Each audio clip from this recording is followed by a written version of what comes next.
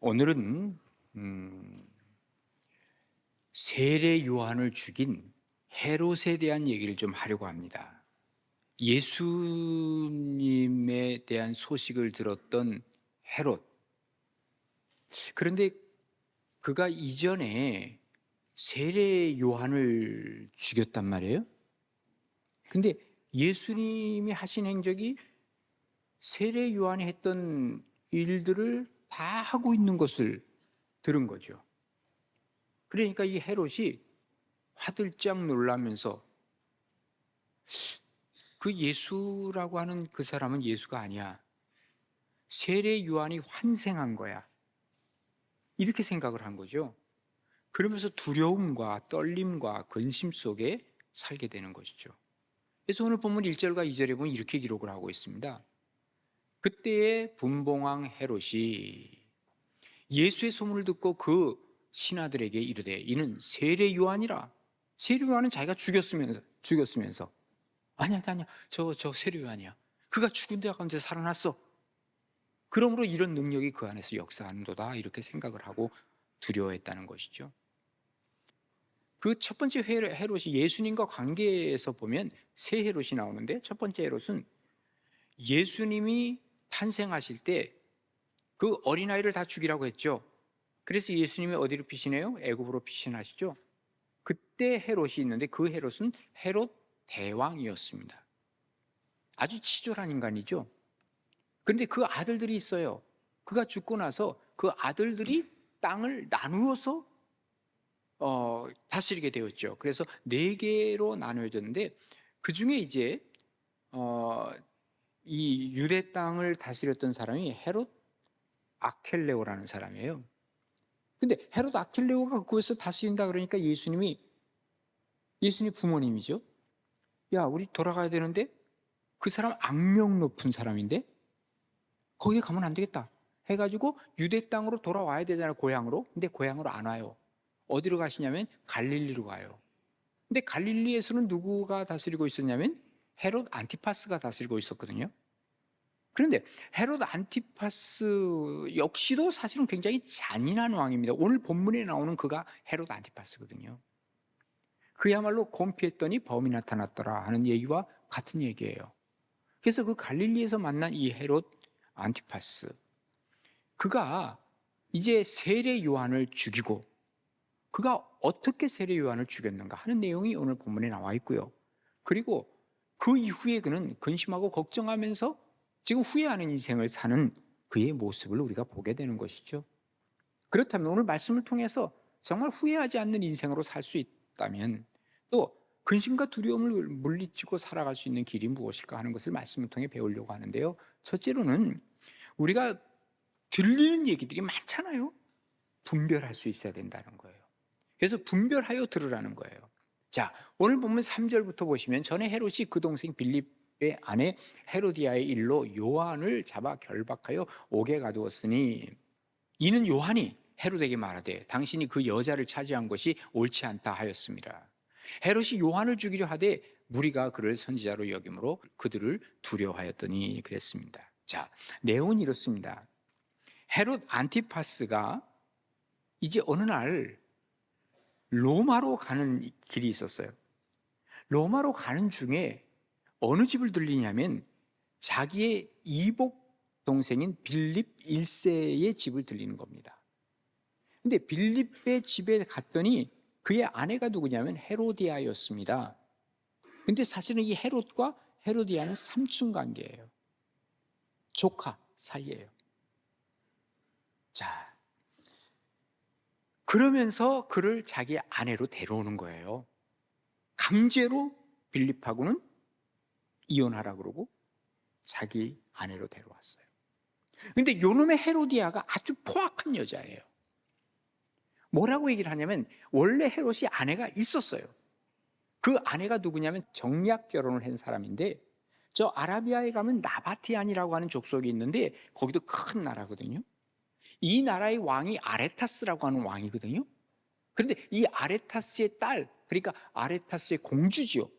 그가 바로 이 헤롯 안티파스와 결혼해가지고 그의 조강지처가 됐던 거예요. 근데 헤로디아가 자기가 안방을 차지하면서 저 여자 내쫓아 그랬어요. 그랬더니 헤롯이 알았어, 내쫓아 버렸어요. 자, 그러니까 그 아레타스 왕 화가 나겠어요, 안 나겠어요? 자, 군대 이끌어 해가지고 군대를, 큰 대군을 이끌고 유대를 쳐부수러 왔어요. 초토화시켰어요. 그래가지고 그야말로 국가적인 막대한 피해를 입게 되었죠. 나중에 예수님이 이런 말씀을 하신 적이 있어요. 야, 전쟁을 치르려면 우리 군대가 1만이면 2만으로 오는 자들을 어떻게 상대하니? 그러려면 화친을 하든지 평화 조약을 맺든지 해야 되는 거 아니야? 예수님이 그 말씀하셨어요. 그 말씀은 곧 뭐를 의미하느냐 하면 바로 지금 헤롯 안티파스가 잘못한 것을 빗대어서 주님께서는 말씀하신 것이죠. 어쨌든 간에 지금 세례 요한이 이것을 지적하고 있는 거예요. 잘못을. 어떤 잘못이에요? 너 처음부터 잘못했다. 왜 빌립의 아내를 네가 데려왔어? 이렇게 얘기하면 남의 여자를 뺏었다는 것이 첫 번째 잘못. 이게 뭐예요? 레위기 18장에 나오는 거예요. 남의 아내를 뺏어왔다는 거 잘못한 거예요. 그리고 또 하나, 네 아내가 잘못한 것도 없는데 내쫓아버려? 그거 잘못한 거야. 더 잘못한 건 뭐냐? 근친상간이야. 어떻게 삼촌이 조카랑 살 수 있니? 그러면서 야단을 쳤어요. 그랬더니 뭐야, 지금 내가 왕인데 해가지고 저 잡아넣어 해가지고 여기 세례 요한을 그 아케루스라고 하는 그 요새의 감옥에다가, 감방에다가 집어넣었다 그 말이에요. 자, 선지자 아닙니까 요한은? 그런데 잘못한 것을 지적하면 어떻게 해야 될까요? 아이고, 내가 잘못했네요. 그리고 회개해야죠. 그런데 잘못을 지적했다고 하는 것은 아직까지 하나님께서는 그에게 뭐를 둔 거예요? 미련을 둔 거예요. 기회를 주신 거예요. 그런데 그 기회를 받지 못한 거죠. 한마디로 말해서 그는 세례 요한이 얘기할 때만 하더라도 축복을 받을 수 있는 기회를 아직 버리진 않았던 거예요. 그런데 결국은 말을 듣지 않고 이것을 분별력이 없다 보니까 세례 요한의 얘기를 안 듣고 나중에 보면 헤로디아의 얘기를 들으면서 결국 그는 망하는 길로 가게 되었다는 사실을 우리가 보게 되는 것이죠. 누구의 말을 들을 것인가 하는 것은 굉장히 중요한 의미를 우리에게 갖다 주고 있습니다. 우리가 이 말이 들리는 말들이 많아요. 분별력이 있어야 돼요. 어떤 얘기를 들을 것인가 하는 것이 굉장히 중요하다 그 말이에요. 그래서 예수님 뭐라고 말씀하십니까? 들을 귀 있는 자는 들으라는 거예요. 아니, 귀들 다 있잖아요. 만져봐요. 다 있죠? 있죠? 그런데 이 귀가, 들을 귀가 있는데 못 듣는 사람이 있는 거야. 들을 귀가 있는데 잘못 듣는 사람이 있는 거야. 뭐예요? 분별력이 없다는 것을 얘기하죠. 왜 그럴까요? 고집이 있어, 내 속에. 예? 이건 아니야. 어떤 때는 내가 하나님이 되는 거야. 그래서 내가 막 판단하는 거예요. 분별력을 잃어버렸다 그 말이죠. 헤롯이 바로 그런 사람이었다는 것입니다.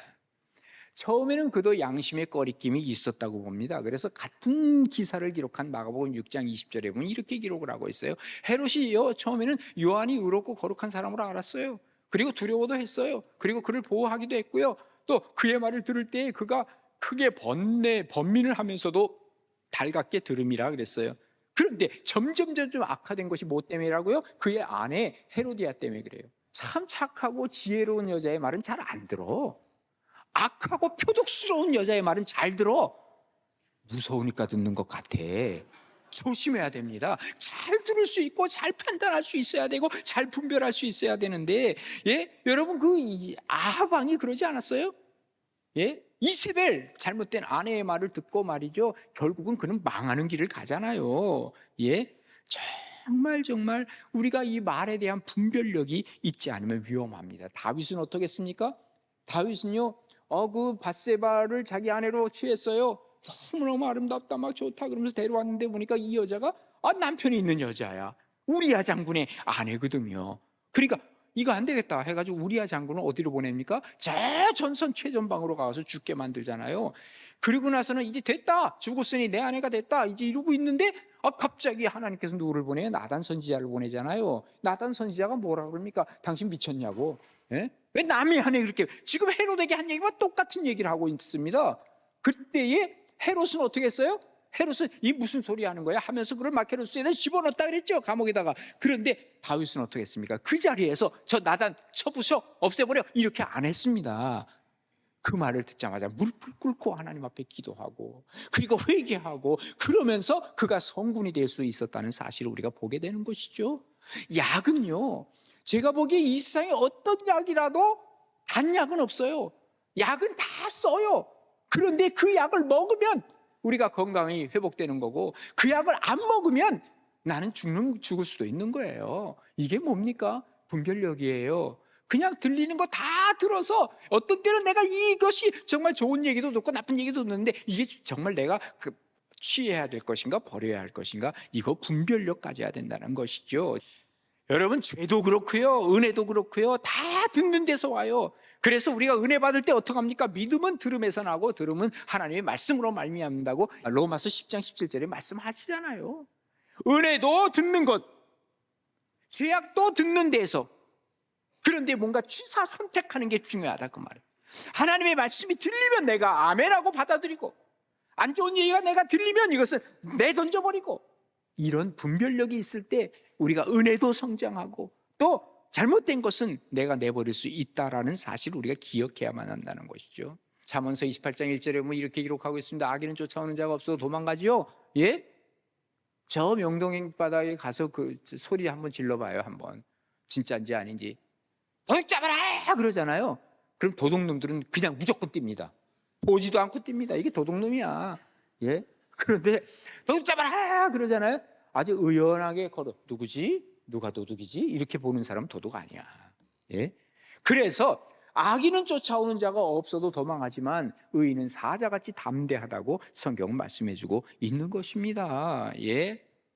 그 다윗을 죽이려고 그렇게 쫓아다녔던 사울, 다윗이 어디로 도망갑니까? 저 높지방으로 가게 되죠. 그 높지방에 제사장이 아히멜렉이라고 하는 사람이 있었는데, 이 아히멜렉이 다윗을 돌봐줬어요.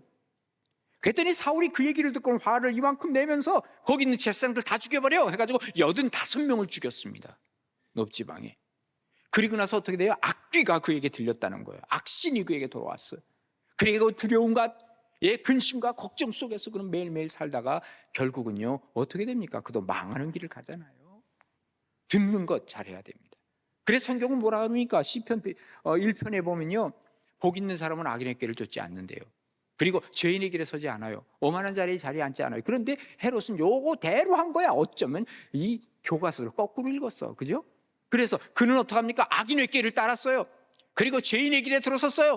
오만한 자리에 잘 앉았어요. 결국은 그는 복 있는 사람이 아니라 화 있는 사람이 되었죠. 그런데 복 있는 사람은 어떻게 해요? 오직 여호와의 율법을 즐거워하고 그의 율법을 주야로 묵상해요. 그리고 어떻게 합니까? 그는 시냇가에 심은 나무가 철을 따라서 열매를 맺는 것처럼 그 잎사귀가 마르지 않아요. 그리고 그가 하는 모든 일이 다 형통하죠. 그러면서 반대로 악인들은 어때요? 헤롯과 같은 악인들은 그렇지 아니하며 오직 바람에 나는 겨와 같도다, 이렇게 말씀하고 있는 것이죠. 우리가 듣는 말들이 많습니다. 이 듣는 말들 많은 것 중에서 분별할 수 있는 지혜가 우리에게 필요하다, 그 말이에요. 이 들어야 자칫 잘못하면 이 두려움과 근심에서 벗어날 수 있고 후회하지 않는 인생을 살 수 있다라고 하는 것을 우리는 말씀을 통해 배워야만 합니다. 여러분, 어떤 말을 어떻게 듣고 사십니까? 버릴 말 버리고요, 들을 말은 내가 취하고요, 그로 말미암아 은혜의 생활을 하고, 그리고 하나님이 기뻐하시는 삶을 사고 행복하고 기쁜 능력이 여러분에게 나타나기를 주님의 이름으로 축복합니다. 두 번째로는요, 우리가 잘 분별해서 말할 수 있어야 돼요. 자, 오늘 본문에 보세요. 6절에 보시면 마침 헤롯의 생일이네요. 그리고 헤로디아의 딸이 연석 가운데서 춤을 추며 헤롯을 기쁘게 하니 헤롯이 맹세로 그에게 무엇인지 달라는 대로 주겠다고 약속하거늘, 그 다음에 그가 제 어머니의 시킴을 듣고 이르되 세례 요한의 머리를 소반에 얹어 여기서 내게 주소서 하니 왕이 근심하나 자기가 맹세한 것과 그 함께 앉은 자들 때문에 어떻게 해요? 주라 명령했어요. 좀 멋있어 보이죠? 근데 멋있는 게 아니에요, 이게. 예. 자, 헤롯의 생일이었습니다. 그 마가복음에 같은 기사를 쓰면서 뭐라고 기록하냐면, 그때 온 사람들이 누구냐?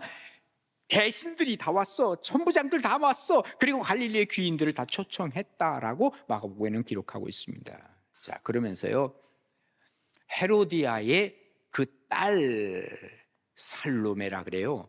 성경에는 이름이 안 나옵니다. 그런데 여기 요세푸스라고 하는 역사가는요, 그 이름을 기록하고 있어요. 살로메라고요. 근데 그가 거기서 춤을 추는 거예요. 자극적이고 관능적인 아주 함식하고 야한 춤을 췄어. 그 나이가 15살 미만이에요. 요세푸스가 그렇게 적고 있어요. 그래서 결국 어떡합니까? 세례요한을 죽이잖아요. 세례요한이 누군데? 예수님이 하신 말씀대로 한다면 여인이 낳은 자 중에서 최고의 사람, 이 사람을 감히 죽인 거예요.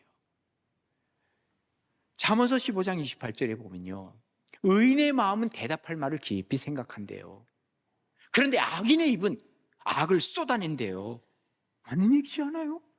전도서 5장 2절에 보면 이렇게 기록하고 있어요. 너는 하나님 앞에서 함부로 입을 열지 말며 급한 마음으로 말을 내지 말라. 하나님은 하늘에 계시고 너는 땅에 있지 않냐? 그런즉 마땅히 말을 적게 할 것이니라 라고 말씀하고 계시는 거예요. 여러분, 인간의 모든 문제가 다 거의 어디서 나오느냐? 예? 말에서 나온다 그러잖아요. 예? 그러니까 말을 잘해야 된다는데, 그럼 어떡하죠? 난 원래 말을 잘 못해요. 모세처럼 얘기할 수 있잖아요. 그러면 중요한 게 하나 있어요. 말이 뭐냐? 내 안에 있는 게 나오는 거야. 내 안에 좋은 것을 자꾸 집어넣으라고요. 예? 좋은 것을 인풋하게 되면 나중에 아웃풋이 좋은 것이 나오게 되잖아요. 내 속에 나쁜 것을 자꾸 집어넣으면 내 입에 나도 모르게 욕이 나오고 나쁜 것이 나오는 것 아니에요? 좋은 것을 자꾸 집어넣으면 어느 순간인가 내 말에서 말씀이 나오고 좋은 것이 나오는 것 아니냐고. 예수님 하신 말씀 그대로예요. 그래서 마태복음 12장에 보면 이렇게 기록을 하고 있어요. 자, 나무도 좋고 열매도 좋다 하든지, 예? 그리고 나무도 좋지 않고 열매도 좋지 않게 하든지 그 열매로 나무를 아느니라 그랬어요. 그러니까 나무를 보면 그 나무가 어떤 나무냐에 따라서 뭘 할 수 있다는 거예요? 열매를 할 수 있다는 거예요. 열매를 보면 뭘 한다고요? 그 나무를 할 수 있다는 거예요. 그러니까 우리가 좋은 것을 자꾸 집어넣으라는 거예요. 그러면서 예수님 그 다음에 뭐라고 말씀하신지 아세요? 독사의 자식들아, 너희는 악하니 어떻게 선한 말을 할 수 있느냐? 이는 마음에 가득한 것을 입으로 말함이라 그랬어요. 그러면서 선한 사람은 그 쌓은 선 안에 집어넣은 그 선한 그것으로 말미암아 선을 내고, 악한 사람은 뭐예요? 그 쌓은 악으로 말미암아 악을 내느니라라고 말씀하고 있는 것이죠. 다시 말해서 내가 말을 잘 컨트롤하고 싶다면, 예, 좋은 거 자꾸 집어넣어. 이게 바로 뭐예요? 좋은 말하고 바른 말하는 사람이 인격자 아닙니까? 말에서 그 사람의 인격이 나오잖아요. 그래서 이게 지금 내가 이 말을 제어할 수 있어야 된다는 것이죠. 화가 나도 좀 참을 수 있고, 예, 좀 이 말을 제어할 수 있는 사람이 결국은 인격자라고 얘기를 하는 것이죠. 자, 그리고 마지막으로는요, 이 분별하여 행동한다는 것이 얼마나 중요한지 몰라요. 그래서 오늘 본문 10절에 보시면 이렇게 기록을 하고 있습니다. 사람을 보내어 옥에서 요한의 목을 베었어. 예? 그리고 그 머리를 어떻게 해요? 소반에 얹어서 그 소녀에게 주니 그가 자기 어머니에게로 가져가니라 그랬습니다. 엽기죠. 엽기 중에 엽기죠. 예? 왜 이런 일을 했을까요? 그런 치우친 생각을 갖고 있던 거예요. 치우친 생각 뭐예요? 요한만 죽이면 나는 더 이상 이런 소리 안 들어. 나는 행복할 수 있어. 이 배후에 누가 있는 걸까요? 마귀가 있는 거예요. 옛날에 말이죠, 아벨을 죽인 가인이 저 아벨 저놈만 죽이면 내 제사를 하나님이 받으실 거야 라고 생각을 했을지 몰라요. 그래서 가인은 아벨을 죽였어요. 그런데 그게 행복입니까? 오히려 자기는 쫓겨나지 않습니까? 배후에 마귀가 있는 거데, 이런 치우친 생각 조심해야 됩니다. 요즘 현대인들이 얼마나 많이 치우쳐 생각하는 줄 아십니까? 특별히 우리 한국 사람들, 예? 아실 거예요. 뭐 때문에? 여러분 잘못 아닙니다. 유튜브가 그렇게 우리를 만들어냈습니다. 유튜브는요, 한 두세 개만 보면요, 전부 같은 방향의 것들을 몰아갑니다. 이걸 뭐라 그런다고요? 알고리즘. 알고리즘에 의해서 어쩔 수 없어. 기계가 그렇게 만들어진 거예요.